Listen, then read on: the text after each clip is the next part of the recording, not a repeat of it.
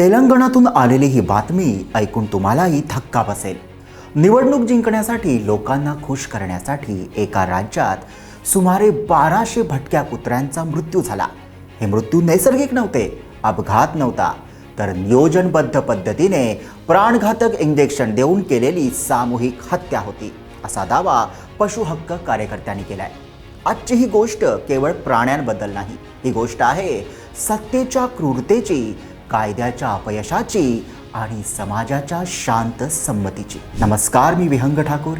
तेलंगणात कुत्रे मारले गेले, पण त्याचा शोक व्यक्त झाला थेट दिल्लीत। इंडिया इंटरनॅशनल सेंटरमध्ये पशुहक्क कार्यकर्त्यांनी मृत भटक्या कुत्र्यांसाठी तेरावं घातलं, दीप प्रज्वलन करण्यात आलं, मौन पाळण्यात आलं आणि एक ठाम संदेश देण्यात आला। हे कुत्रे उपद्रव नव्हते, ते जिवंत प्राणी होते आणि ते कायद्याने संरक्षित होते। हे तेरावं केवळ शोकसभा नव्हती, ती एक शांतपणे ठोस निषेधाची नोंद होती। डिसेंबर 2025 पासून तेलंगणातील अनेक जिल्ह्यातून एका मागोमाग एक धक्कादायक घटना समोर आली।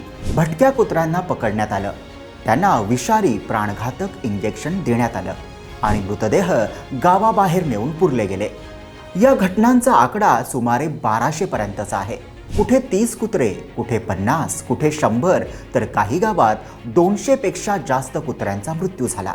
सर्वात ताजी आणि धक्कादायक घटना म्हणजे तेलंगणातील नागर कुर्नूल जिल्ह्यातील थिम्मेपल्ली गाव।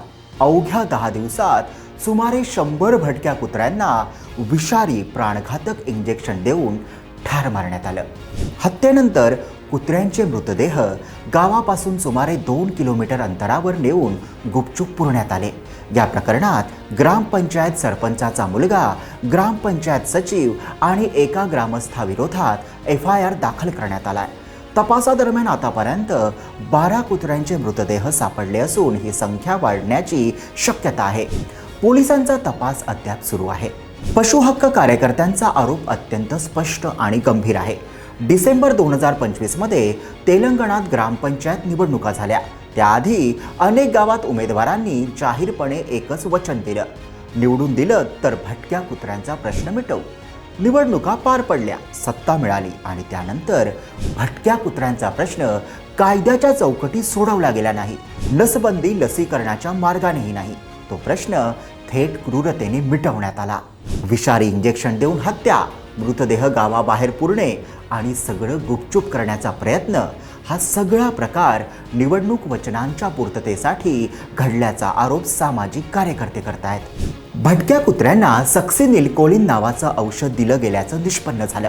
हे औषध शरीराला हळूहळू पक्षघात आणतं, श्वसन प्रक्रिया थांबवतं आणि मृत्यू अत्यंत वेदनादायक बनवतं। या अमानुष प्रकारात कुत्र्यांच्या लहान पिल्लांचाही समावेश असल्याचा दावा करण्यात आलाय। ही केवळ हत्या नव्हती, तर जिवंत प्राण्यांवर केलेली अमानुष छळवणूक होती। भारतामध्ये भटक्या कुत्र्यांना मारणं पूर्णपणे बेकायदेशीर आहे। पशुक्रूरता निवारण अधिनियम 1960, पशुजन्म नियंत्रण नियम 2001 आणि 2023 आणि सुप्रीम कोर्टाचे स्पष्ट आदेश, नसबंदी आणि लसीकरण हा एकमेव कायदेशीर उपाय यात आहे। थोडक्यात काय, तर कुत्र्यांना मारणं ना कायदेशीर, ना वैज्ञानिक, ना टिकाऊ। तज्ज्ञ सांगतात, कुत्रे मारल्याने समस्या सुटत नाही। एक भाग रिकामा झाला की दुसऱ्या भागातून नवे कुत्रे येतात, उलट भय निर्माण होतं। मानव आणि कुत्रे यांच्यातील संघर्ष वाढतो आणि परिस्थिती अधिक बिघडते। सुप्रीम कोर्टाने आधीच स्पष्ट केलंय, डॉग बाईट प्रकरणामध्ये राज्याकडून नुकसान भरपाई मिळेल। त्याचसोबत कोर्टानेही सांगितले की भटक्या कुत्र्यांना रस्त्यावर अन्न देण्याची परवानगी नाही।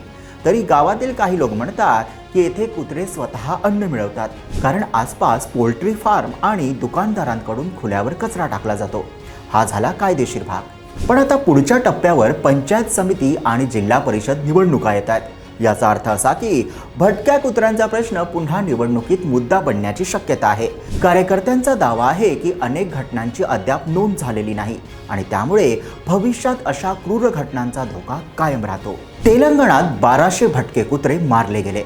उद्या जर उपद्रव ठरवणं सोपं झालं तर आणखी किती भटक्या कुत्र्यांचा नंबर लागेल? तेलंगणातील ही घटना आपल्याला एकच प्रश्न विचारते, सत्ता मिळवण्यासाठी आपण स्वतः कितपत संवेदनाहीन होऊ शकतो आणि निवडणूक जिंकण्यासाठी आपण कितीही अमानुष पावले उचलायला तयार आहोत? तर भटक्या कुत्र्यांना अमानुषपणे मारणाऱ्यांना काय शिक्षा व्हायला हवी? तुमचं मत कमेंटमध्ये नक्की लिहा आणि हा संपूर्ण व्हिडिओ पाहण्यासाठी आमच्या YouTube चॅनलला भेट द्या.